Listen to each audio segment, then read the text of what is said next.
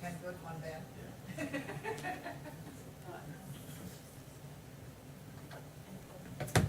And the takeaway from your charge is that we're way short on these 9s and 10s. Oh, yes.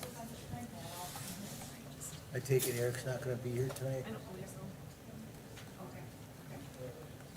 Oh, okay. Okay. Oh, is that Ethan's border? How's that going? Are there any residents being terrible? They can be us. Well, that's all good. That's all good. Some of those people can be a lot. Yeah, I thought we got way off topic. Or a lot. Can be a lot of butterfly. Gave the mayor a little, she didn't see it the same way.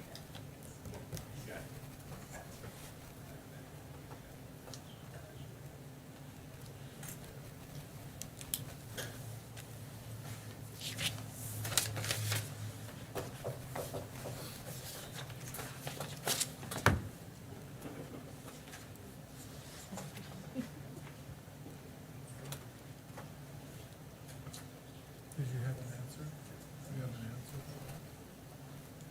Or do I need to ask Alan? He thinks it's the same thing, it's the same rating scale, it's what they use these numbers to plug in the phaser. But, you know, On that fleet maintenance thing, would you keep that as kind of a floating thing for every month? so Yeah, thank you. I don't know if this is better. Does this show something better than last year? I don't know what it's showing me. Well, it doesn't make any difference if the top ones are better, it's, or vice Oh, versa. yeah, okay, we're losing ground here, holy crap, look at that. Good evening, everybody, and welcome to the Capital Improvements and Street Maintenance Committee of the City of Wausau. This is Thursday, October 12th, 2023, and the meeting is at 5:15. It is 5:15. So we will start the meeting with the approval of the minutes of September 14th, 2023 meeting. Has anybody seen any discrepancies or any changes they need? If not, I will take a motion to accept the minutes as published. Motion to approve the minutes? Motion is made by Alder Denny, and do I have a second? Well, I'll second it. All right. Thank you, Alder Gisselman. We have a motion and a second to approve the meetings of the September 14th, 2023 meeting. All in favor signify by saying aye. Aye. Aye. And that passes. I'm going to move on to item 8. We're going to go back to other items first. I'd like to update on the fleet maintenance and facility design and proposed property purchase. And I believe Solomon, you wanted to address this, or?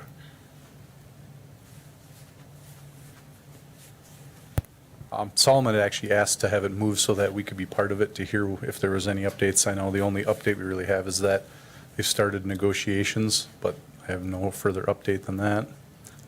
But there was a bunch of packet information in there, I believe. Sure, yeah. Yeah, we just saw the item and thought that there was going to be, we didn't know if there was more to present than that or not, but that's the only update we know of. Okay. All righty. I know Solomon asked to have it moved because he had a previous engagement, so, okay, then, on to item 2, discussion, I'm sorry, Alder Gisselman. Well, have we moved beyond, is that, is that on the, did we want to talk about item number 8, or Oh, did we yeah, not? we could, I mean, it's, I just moved it because Solomon had a previous engagement. If you wanted to discuss it with Solomon or ask any questions, Well, go- if you go right moved ahead. it, then I think, isn't it appropriate to talk about it at this point in time if you moved it? You certainly can, yes. Well, sir. I mean, or unless you're going to move it back. No, go ahead. What was your Alder. intent? Go ahead, Maybe Alder. ask you- Go ahead, Alder Gisselman. Well, is it, Yes, it's appropriate to talk about it now. well, then we're looking for an update then is it not? The agenda item is update, so I would think that there would be some kind of an update to where we are. That's what, sorry for any confusion. I also saw it on the agenda. I didn't have an update, but I wanted to come to learn, and I have another meeting shortly, so I asked if it could be moved so that if there was any updates being presented, I could at least see them. But I don't have any updates. I Okay. just saw it on the agenda, and I wanted to be able to be present in case there was any questions.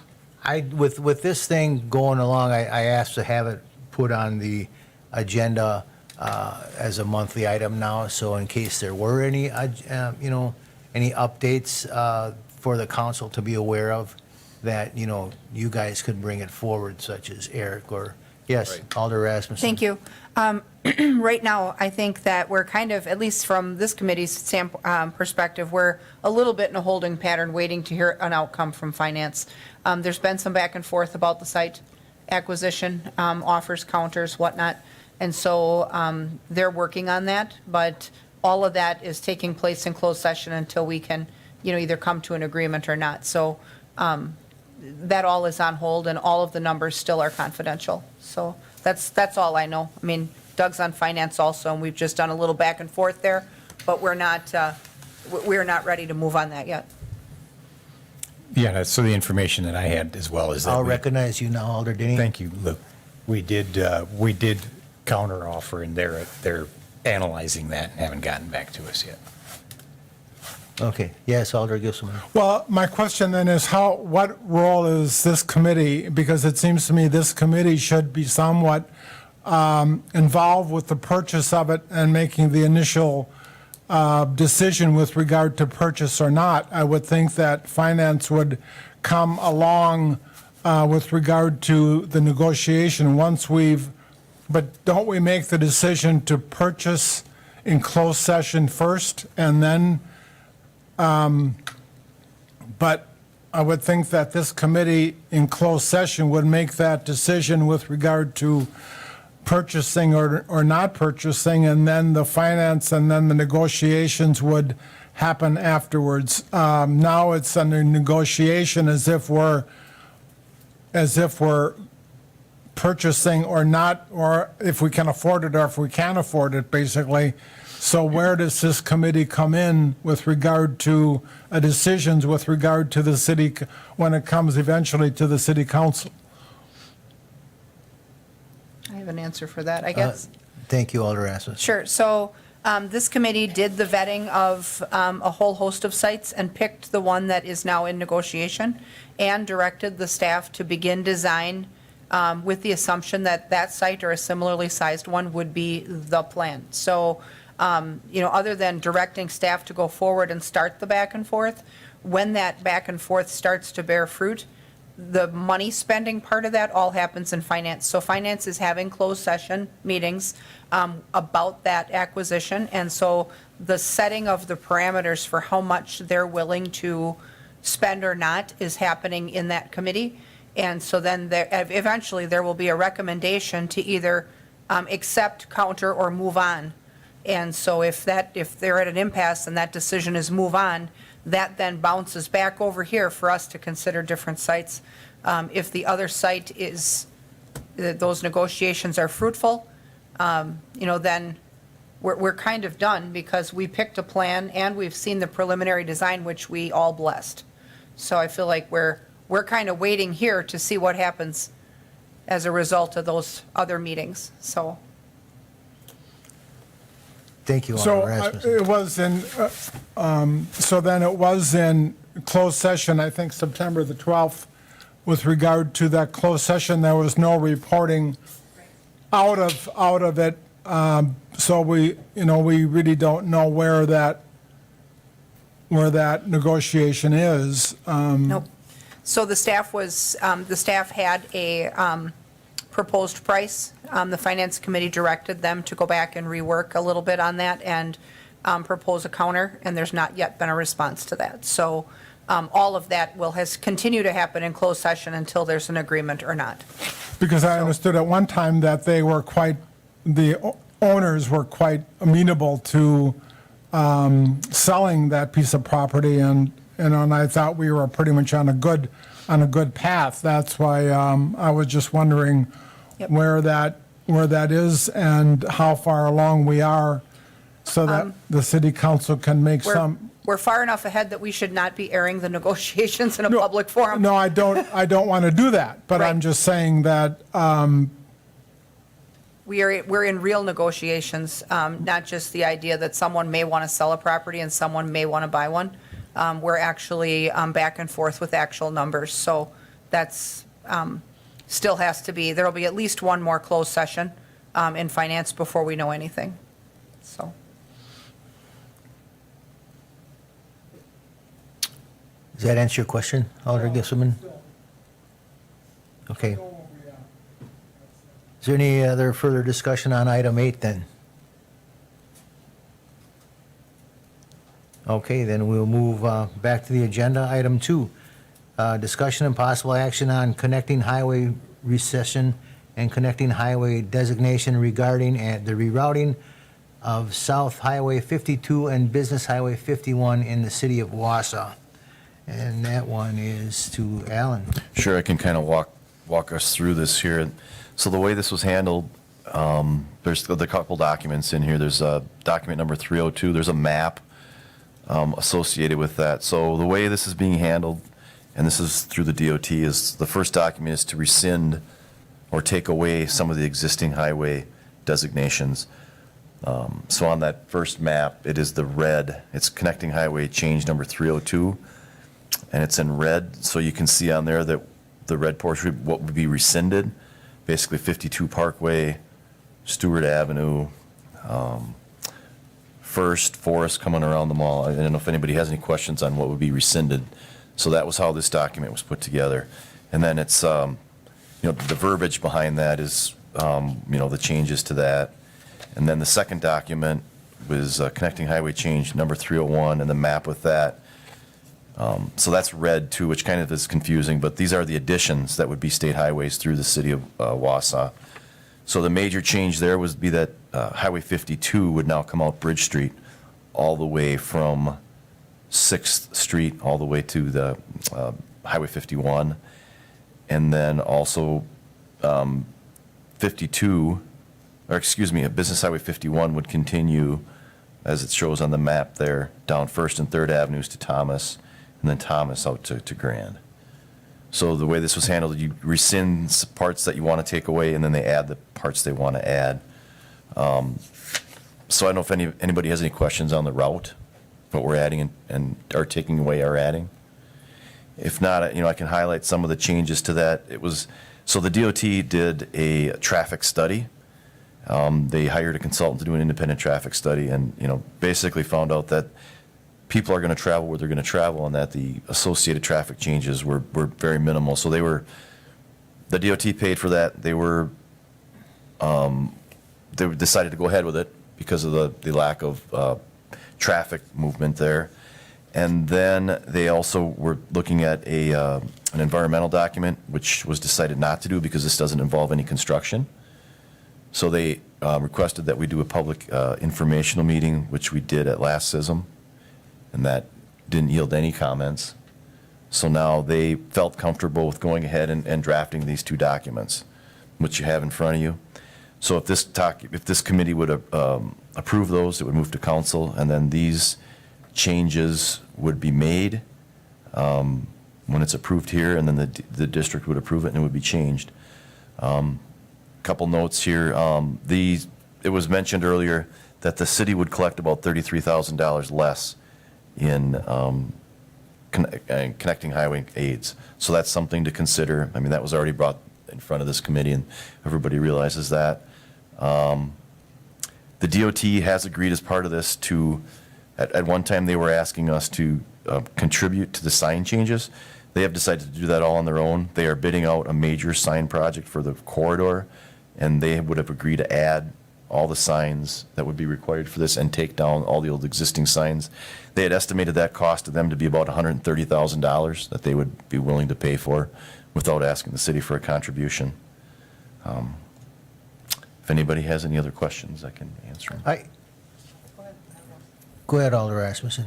So, just looking at the map for what's, coming off and going on, when a connecting highway designation is accepted, that does also come with a stream of road aid dollars, right? So when those roads need work or rebuild or whatever, that we can expect that there may be some sharing or help from the state, correct? So the connecting highway designation means we still maintain them. We get connecting highway aids to plow, patch, and such.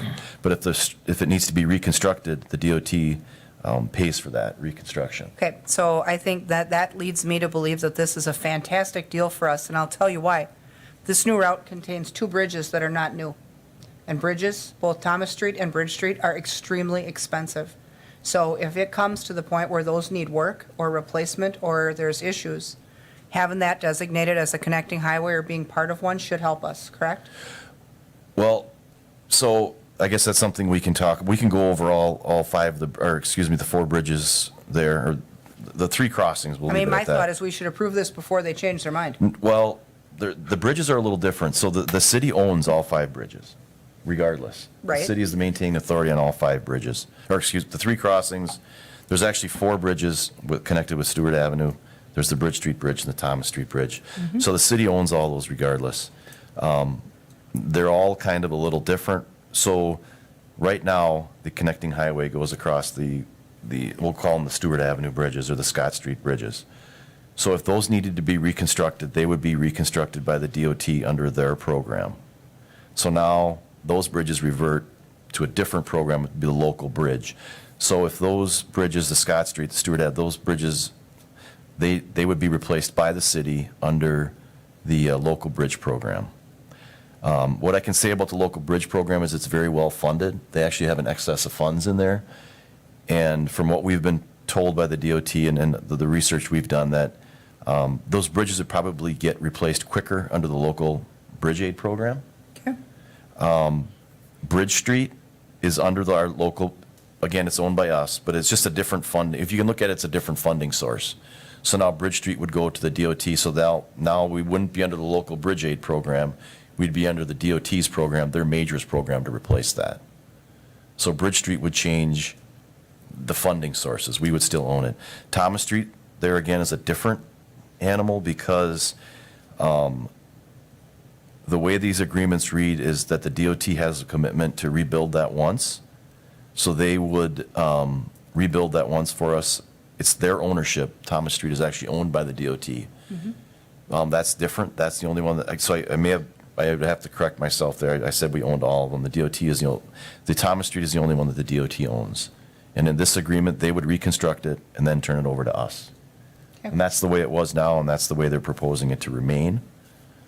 So that is something, I hope that wasn't too confusing, but basically, we would retain ownership of the bridges. It's just a different funding source, and I'm confident, unless local bridge aids change, but the local bridge aid program is very well funded. And what the DOT's, of course, what they had said to us is that there's a very likely a good chance that if we would apply for local bridge aid with those downtown bridges, they would be reconstructed. Which begs the question then, in terms of replacement, repair, or any reconstruct work that those would need, given their ages, are we better off in this scenario then? Because under those state programs, if we're not on the local bridge aid program, is that a situation where they will let that bridge decay to the point where it's unsafe and failing testing before they'll do anything? I mean, we've seen them let other bridges go way past their useful life, like Brokaw's a great example, where stuff is rated grade C and D. You're lucky to make it across, and then they finally do something. So I don't want us in that pickle either. Can that be a problem for us, or do you think we're okay? They did make the comment that those bridges would probably get replaced quicker on a local bridge aid than on their program.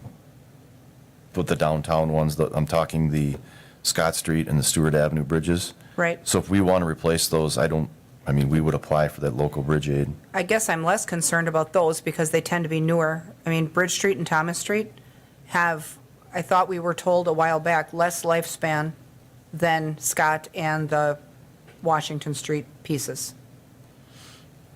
Not necessarily. Bridge Street, we just did that overlay on it, the concrete overlay. And that's in relatively good shape. But again, that would go to the DOT's bridge aid program. Right, which if that's the one that's slow to work, I mean, that's a major conduit for us, and it's the major conduit, between half our city and our hospitals, so.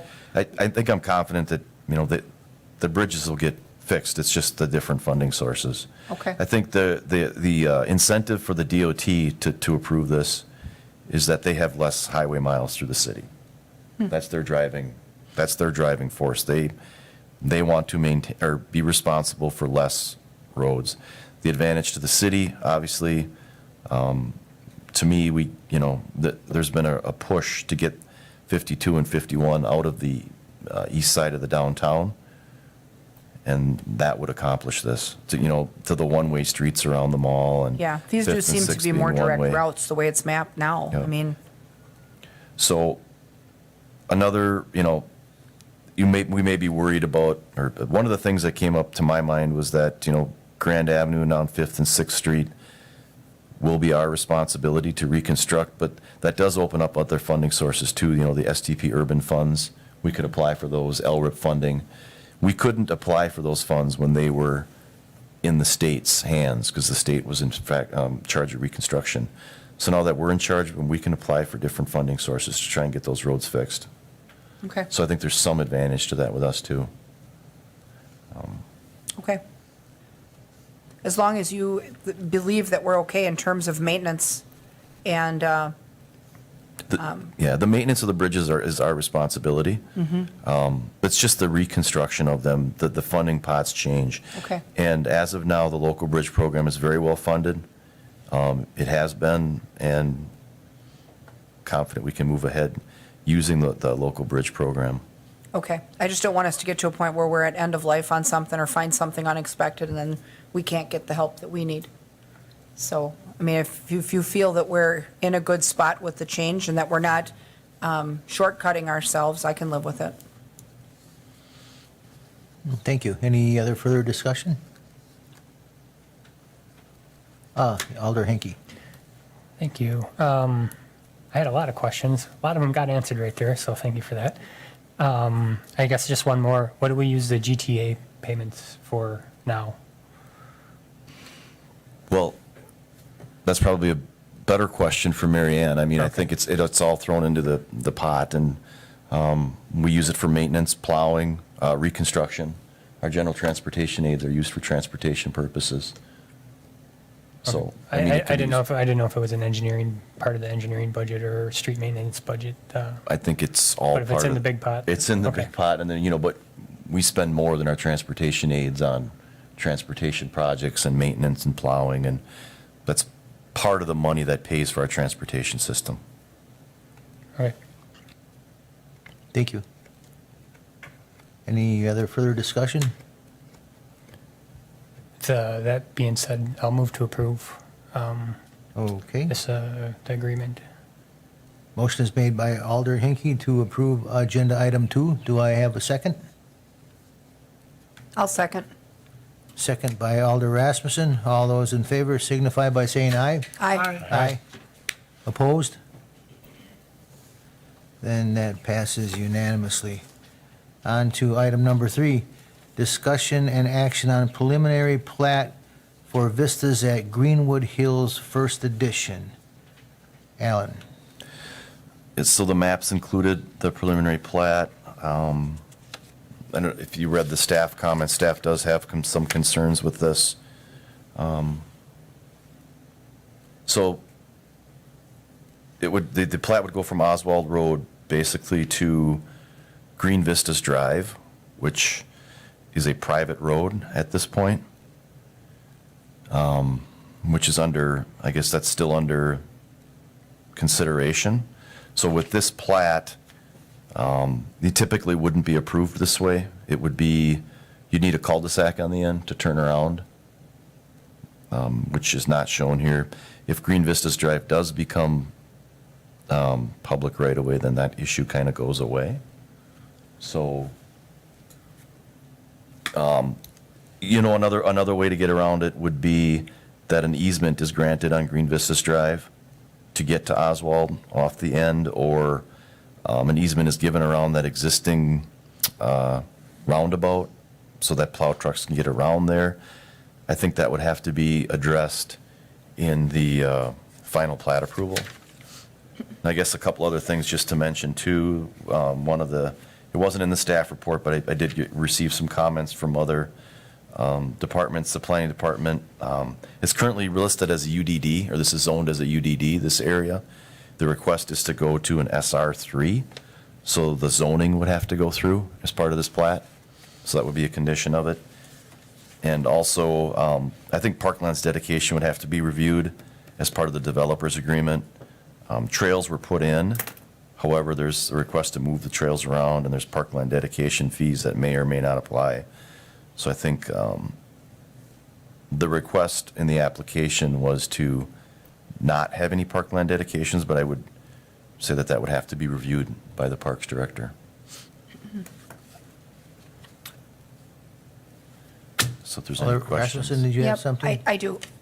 So. We do have a representative here too from the, This- with the plat. The situation we have with some of this stuff, and I want to say it's maybe either in the same neighborhood or one near it, private driveways and private roads and subdivisions they all want them until it's time to rebuild the stuff.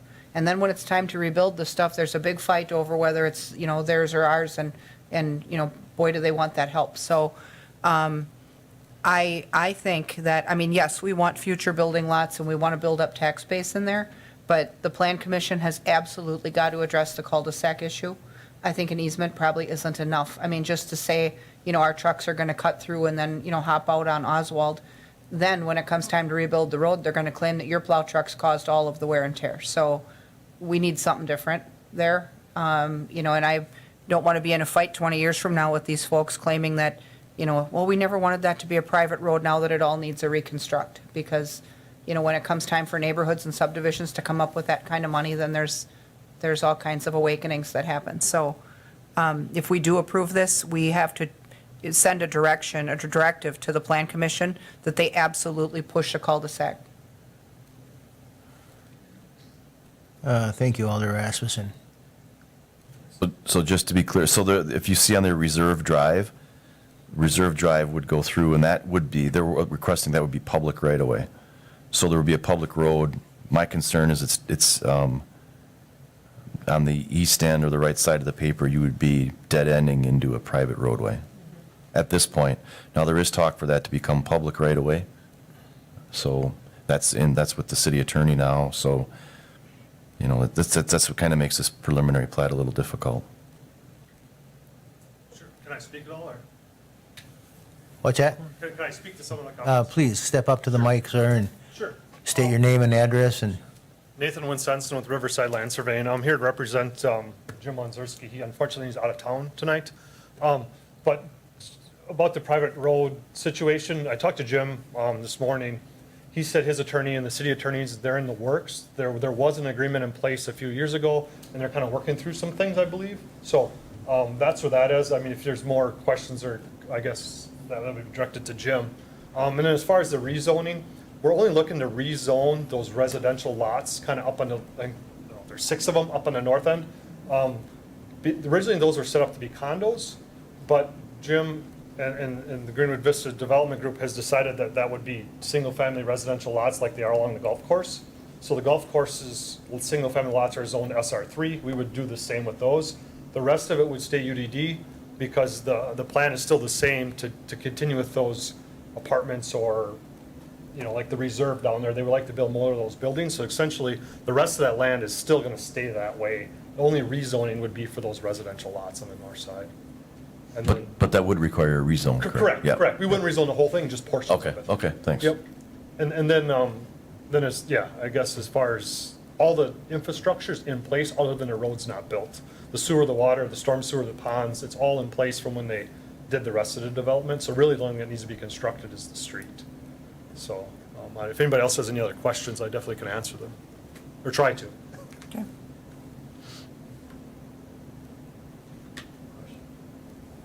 yes, Alder Denny. Thank you, Lou. So this is sort of a chicken or egg question. Richie staff is recommending the approval with the condition that the access cul-de-sac issue is resolved. So does that hinder your process or the city's actions on this if we approve this now and there's some legal items still pending? Well, I mean, we could do a temporary cul-de-sac. I mean, that would be like, that'd be an option, right? Like, we do a temporary cul-de-sac. They do it all the time when subdivisions dead end and they anticipate they're gonna continue. You could do something where you did it with an easement, with a temporary cul-de-sac. The temporary goes away once the public-private part's resolved. I mean, that could be a solution, or like, like you suggested, there is a roundabout literally 100, 200 feet from there that could be used as a turnaround. So I don't know if it makes sense to build a turnaround and then have another roundabout 200 feet away. It kind of seems a little redundant, but I don't know, I think my concern is just that we've got to be able to get our equipment in and out of there and turn it around without, without complication. And I know that, and I swear it was one of these subdivisions that we had met with, and one of the things that, they're grappling with in the legal office now was something that I had asked about in this committee at the time when that was developed. And so, you fast forward 15, 16 years, and all of a sudden, when something needs to be rebuilt for $1 million, all of a sudden, the idea of private and public, that turns out to be a totally different conversation about what people thought they wanted, originally. And I think the one that we were struggling with, they wanted to be able to drive around in there with golf carts, and they didn't want anybody else on that street except them. And then all of a sudden, when it started to decay and time passed, then all of a sudden, half of the folks involved, their discussion or recollection of the discussions were different, and thank God we have good minutes. So I don't want us in a pickle like that. If we need a cul-de-sac to get our stuff turned around and make this operate properly, we need to demand that up front. Well, I think that's the street we're talking about here, is Green Vistas Drive is a private drive now, but they've requested it to be public. correct. So that is the street we're talking about. Because the city so- plowed it originally, right, for a long time and then quit this Well, year or something, or? I it don't- was so that's in the city attorney's office, and I don't know if Tara wants to comment at all I about don't that. know that we would. But, Ann's been working on okay, so that's in the legal, so this is kind of a, it's kind of a It's difficult chapter spot 2 for of me the right same now. pickle. Right? It's It's a chapter- difficult spot right now to approve the plat if the plat is dead ending, basically emptying into a private street. You really can't approve it the way it is now. Not that I'm trying to stifle development. I think it should be, it's there, the infrastructure's there, the sewer, the water's there. Definitely want to see that develop where they want to, but it's a difficult spot to be in right now. I mean, can you approve it with recommendation that a cul-de-sac be incorporated with? I mean, so we don't stop this and then we have to wait another month and another month, Well, what I think the smart move for us is to, if we're going to approve it, we would approve it contingent upon all involved, including the Plan Commission, to work out a plat that includes a cul-de-sac, and if it doesn't, our approval needs to be hinged upon that. So, I'm certainly not going to green light it and hope that the Plan Commission just does the right thing. None of us are sitting on that committee. So, Yeah, and I guess if it were up to me, I think that I would much rather vote on a finished product than I mean, whether something that- that's still in limbo. Yep, this is a preliminary plat, so the final, so if this is approved, they would move ahead. The final plat comes back to this committee. Yeah, and we would, whatever recommendations you have Yep. or concerns you have, we would address between. Yep, so you could You make, know, you between could, those two. you could approve the preliminary plat with the conditions that the right-of-way of Green Vistas Drive is contingent upon that going to right-of-way, or accommodations made for a cul-de-sac on the east end. I mean, you could approve it that way, and then the final plat would come back. If the final plat is still like this, then you don't approve the final plat. So I think, you move it ahead with recommendations.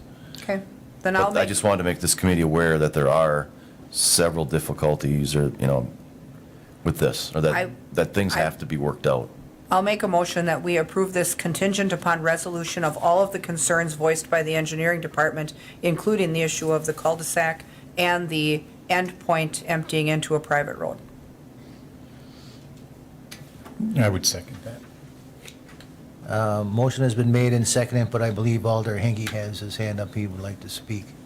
Yeah, I was just going to ask if we push this back another month, but you kind of answered that. You want to keep this moving along, so, Yeah, okay. we'd appreciate it. Yep. Well, also, I just want to mention too that the city, by ordinance and by code, has 90 days to review the preliminary plat.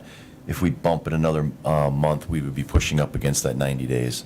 So I think some action has to be taken so we don't violate that 90 days.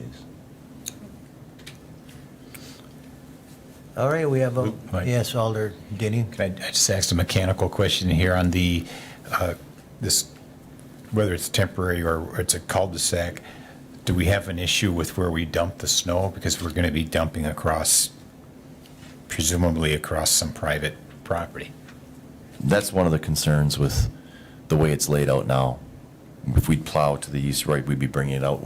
Our plow trucks would basically have to back up, have no place to push the snow, so I think that has to be resolved in the final plat. For sure. Okay. And that's thank something you. we can work with you on, and obviously we can have some conversations or see what works.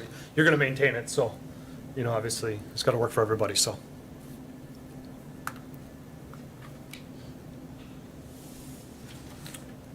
Any further discussion? Okay, a motion has been made to accept item number 3 with the amendment that Alder Rasmussen had spoke about and Alder Hinkie had seconded, or Alder Denny had seconded. All in favor signify by saying aye. Aye. Aye. Do you know when the planning commission meeting is? And that motion is approved. Yeah. November? November. This will go to the planning commission in November? You can go on the city calendar and it should be on the city calendar, on the city webpage. Okay, sounds good, perfect. Discussion and action, or discussion and possible action on improving North Central Wisconsin Stormwater Coalition Cooperative Agreement. I'll TJ fill in not for here. TJ on this one. So, this is a part of an organization that we've been part of for, I don't know how many years, 25 years, maybe not, maybe 20 years, with the surrounding communities to, as part of our MS4 WPDS permit. It's mainly public outreach and education, the collaborative effort between all the communities, so that everybody's not duplicating their efforts.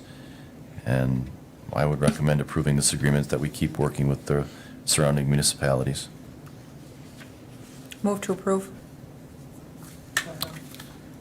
A motion has been made to approve agenda item 4 by Alder Rasmussen and seconded by Alder Gisselman. All those in favor signify, oh, wait a minute, is there any further discussion?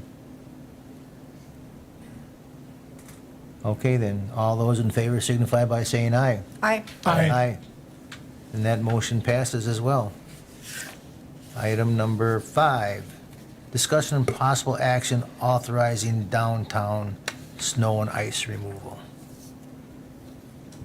And Alan, go ahead and, I don't have a lot on this, other than this is a yearly thing, and we're just authorizing us to go out and remove and assess those people for, or assess the businesses in the downtown for the snow removals. Move to approve. Second. move to approve item number 5 is made by Alder Gisselman and seconded by Alder Hinkie. All those in favor signify by saying aye. Aye. Aye. And that motion approves as well. Item 6, discussion and possible action on preliminary resolution levy and special assessments for 2024 street construction projects. So this would, give us the right to, or start the preliminary resolution to levy special assessments. The projects, Eau Claire Boulevard, Emerson, Mount View, Pied Piper, and then the 2 blocks of Short Street. They are proposed for the '24 budget, so assuming they get through the budget cycle here, we are looking to approve this. One thing I want to talk about a little bit, the resolution includes how, with dates on how we build it, we build the special assessments. And what's happening now is, as you can read in there, that the people that have the special assessments are billed, and the bills go out, says they're due October 31st. So, and then if they're not paid by October 31st, they go on their tax bill, and they need to be paid by the first installment, which is January 31st. So as you can imagine, right now, it's October 12th, and we are sending out the letters because the streets are getting done, some closer than others, and people are getting their letters that saying it has to be paid by October 31st.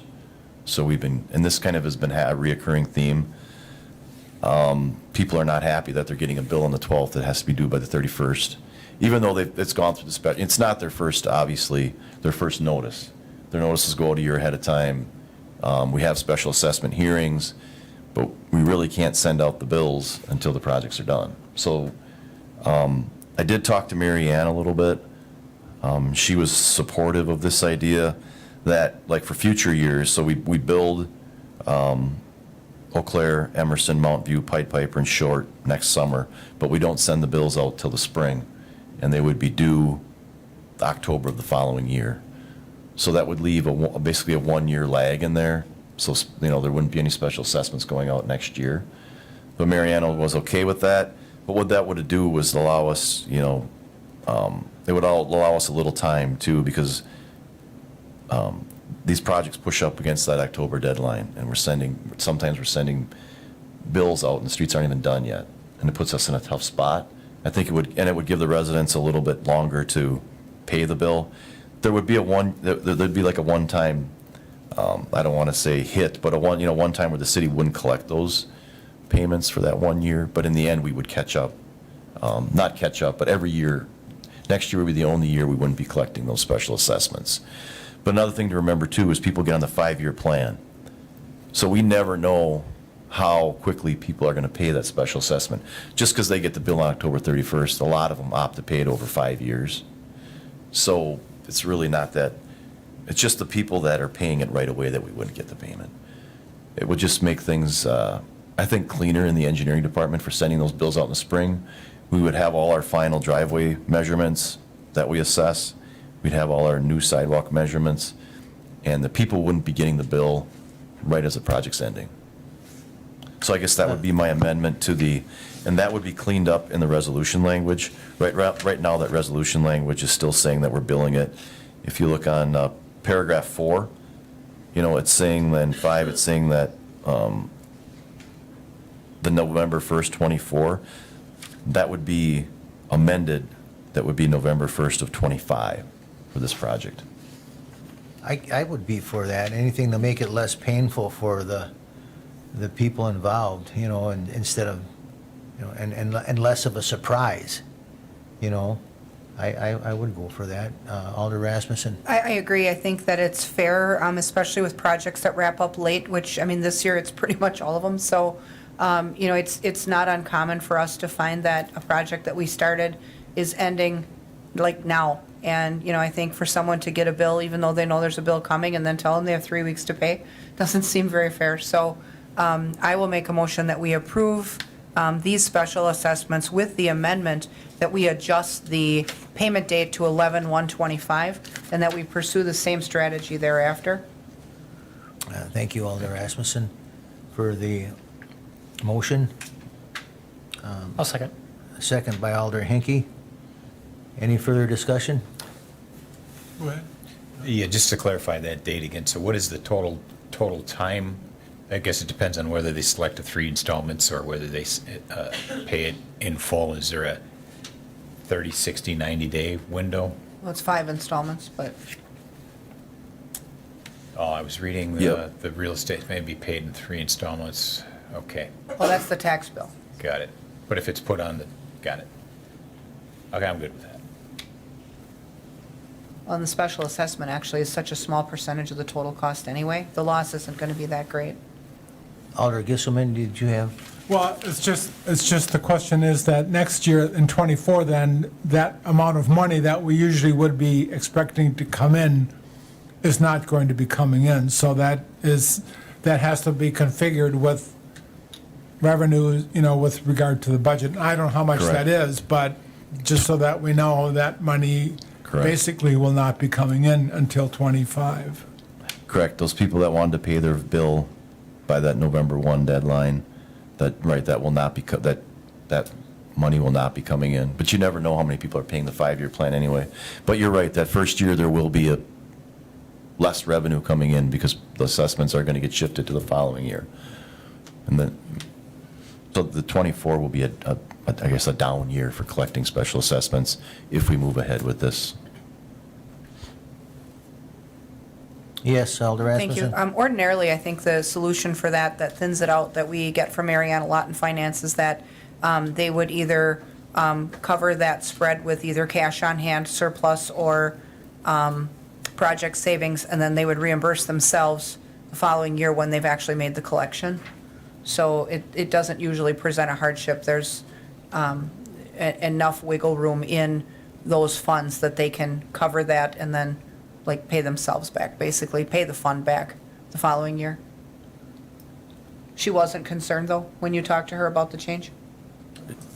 She wasn't concerned. She said, Okay. I mean, any financial person doesn't like less income, but. Well, but if Yeah. she She said- was, we would know. Right. I mean, No, Lori's my witness. She was on the phone call.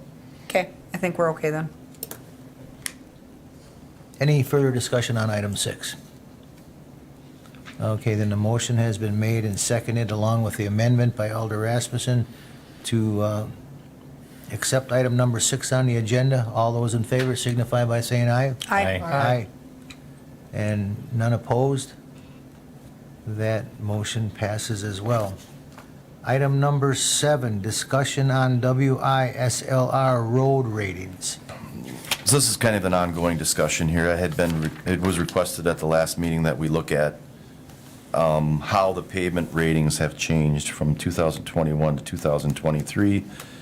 So Matt Guptill and GIS put this together, these mileage ratings, and I don't know if there's anything alarming by it. I guess it's, you can see what ratings, the lower ratings are obviously the worst, so 2s, 3s, 4s. We consider anything 4 and under for reconstruction, so you can see how it's changed. I don't know if anybody has any questions on that. I can try to answer them. Go ahead, Alder Rasmussen. Thanks. So when we started this discussion in our last meeting, we had talked about like a plan of attack here. Like ordinarily, we would not do mill and overlay, or we would not do, some type of shorter term intervention on 2s and 3s. At that point, we discussed asking for more money in the 2024 budget, which we absolutely want to talk about. I think we settled on a figure of like $600K.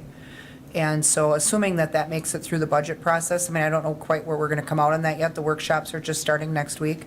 But assuming that makes the cut, one of our strategies, which was rather non-conventional, was to see if we could maybe look at attacking, and we got 40 miles essentially at 2 and 3, attack the 2s and 3s, buy enough time, at least get them to 4s or 5s, buy enough time that we can kind of catch up a little bit on the utilities underneath and whatnot. And maybe see if we can get some of the worst to at least get ahead of where traditionally we wouldn't have done it that way, but I think we get enough complaints that I feel like maybe we have to shift our thinking for a couple years just to get like out of the hole, I guess, if that makes sense. That's kind of where we left off last month, I Yes. I think one thing to remember too is a lot of those 2s and 3s are going to be part of the lead service ladder replacement line. So we're going to want to wait if we are going to put some money into those streets, to wait till the lead service laterals get replaced, which, is going to be an aggressive program over the next 5 years. Right, maybe do them together. Yeah, it's right. We could look at doing, because last thing I want to do is overlay a street and then have the lead service lateral come and rip it up. Right, but if we for the could next year. time them a block at a time, and maybe pour that in there sooner than later, that might cause streets that weren't even on our radar for like 10 years to get some new life in the short term, so. Question? Yes, Alan? Alder Gisselman. So do those maps overlay the lead pipe? You said there's pretty much a correlation with regard to the overlay of the lead pipe needs as well as the lower ranking. Is that pretty much the same kind of maps or streets, so to speak? Yes and no. There are streets that do not have lead service laterals, that are the 3s and the 4s too. So, but I would say the majority of the streets in the 2, 3, 4s do have lead service laterals. Okay. They kind of overlap. And I think that's kind of just a product. We knew this was coming, that the lead service laterals, so we didn't want to overlay them, but we have been reconstructing some of the 2s and 3s, obviously, throughout the last ever since I've been here, we try and do the 2s and the 3s where the lead services need to be replaced. So we've been taking care of them, but I would say the majority of the 2s and 3s and 4s are lead service lateral lines, are streets with lines. So my question would be then is, are the ones that are twos and 3s, are they bumped up on the priority list for the lead lateral lines then, or is that something you don't know yet? We're still working on that. I can say that the first year, we're trying to concentrate on streets that were done where the city side is replaced. So streets that have already been reconstructed. I can say like down in the Cleveland Avenue area, Wyatt, Emptor, a lot of those streets were reconstructed in the early 2000s. And the lead service lines were replaced on the city side from the main to the back of the curb, or to the back of the sidewalk. So the reason we're doing that is just to kind of get this, where we don't have to go into the road the first year, because the city side is already replaced. So we'll get the most bang for the buck the first year per se, because we don't have to replace the part from the curb stop into the street. We'll just be replacing from the curb stop to the home. So with the amount of money that the utility is going to get, they can do more because they're only replacing half the line, if that makes sense. And we're not busting into the city's roads the first year. Sure. Yes. Thank you. All the It rest. makes a lot of sense. I would say that maybe when those projects first came around, even if we had the, seeds of our grant program where we would offer the private side to be replaced at the same time, it's possible that a lot of homeowners opted out because if there was still a copay required of them, if they couldn't get a complete solution, they maybe could not afford to participate. So, with these new funds and this new program, it sounds like that program will take care of all of it for those folks. And so if that is, if we're in certain census tracts where people couldn't afford to participate if they had to pay any of it, so they just didn't, they were probably stuck with the lead line on the private side just based on economics. And so I think it makes sense to go back to those neighborhoods, and if those people wanted it but couldn't get it at the time when the street was done, now's their chance, and I think that may be very well received for those neighborhoods. So I can totally support that. Any further discussion? Alder Denny? Thank you, Lou. So when we looked at this Pacer report last meeting, we drew a line in the fours, 3s, 2s, and there was a 1 on there, and I can't remember if there were very many of the gravel roads in section 1 rating. Thought it was somewhere in the vicinity, like 120 million, did you estimate, to fix all of those? I don't. If we were to replace Right, them as yeah. a reconstruction. Yeah, I don't recall what my staff report said last month. I think maybe that was the answer to the question when we asked you what it would take to get everything to 5 or better. Yeah. Yeah, that And was we good. I had that determined that there number, was like no possible way, so then we had to back into what we maybe could afford, right? Was that kind of, it was, Yes, I did have a number to, based on the footage of the number of streets, the number of miles. it was a shocking one. Yeah. It was. I think it was like 120 million, yeah. Right. So does that reconcile with this report somewhat? So it looks like there's 30, 60, probably 70 miles that are under that. Yeah. Okay. Yeah, it's the same, the number of miles have not changed. This is just comparing to where they've gotten, what the trend has been over the last 2 years. I think, it looks, it's obvious a lot of the 3s are now 2s, so. Right. Yes, Alder Hanky. I got a question on the other end of the spectrum. It might be difficult to answer, but say you put a brand new road down as a 10. I'm sure traffic and everything else, but like how long does it stay at a 10? Well, we do pavement maintenance, so we are putting down a product called GSB 88. We have been doing, tack coat, or not tack coats, help me out here. Where we put down the rock and the tar. We do put that, that's kind of. Chip seal? Chip seal. That's kind of become an unpopular thing in the city of Wausau. So we've been having actually some technical difficulties with the chip seal peeling off.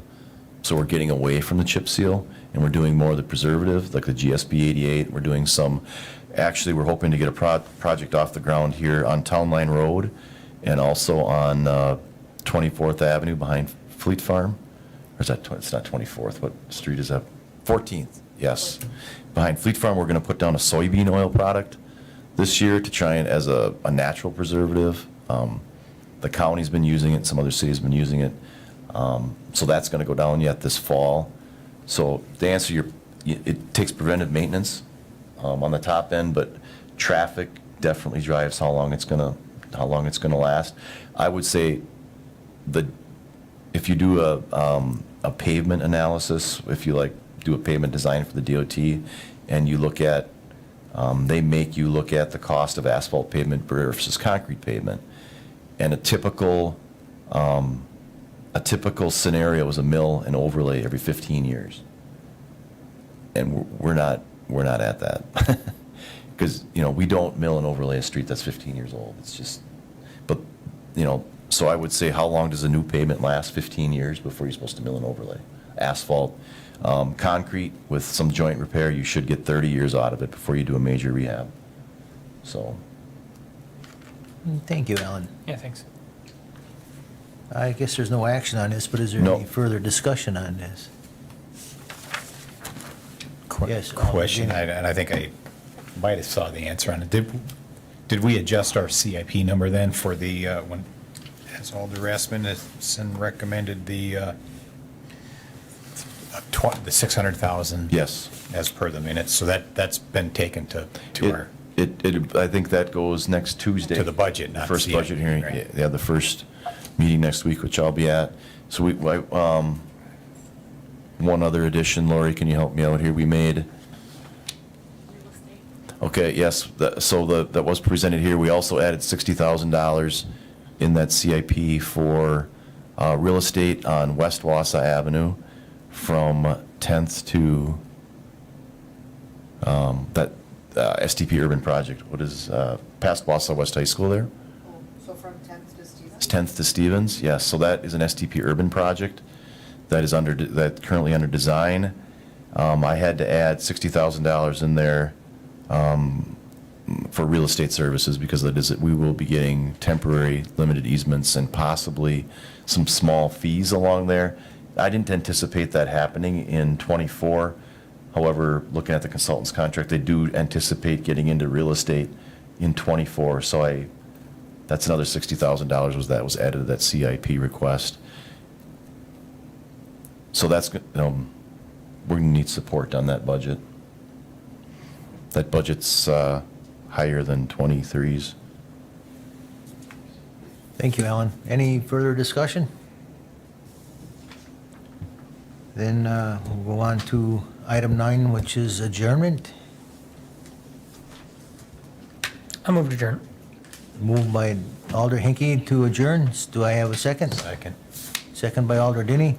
All in favor signify by saying aye. Aye. Aye. And that motion passes, and thank you, everybody.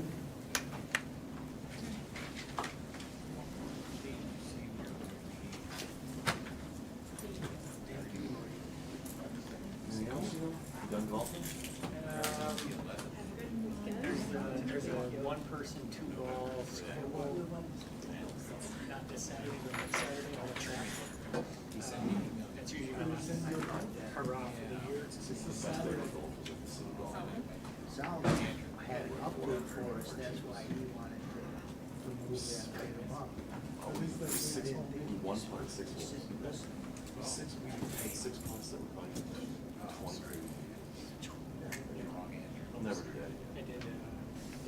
11 November, the 666, there's like the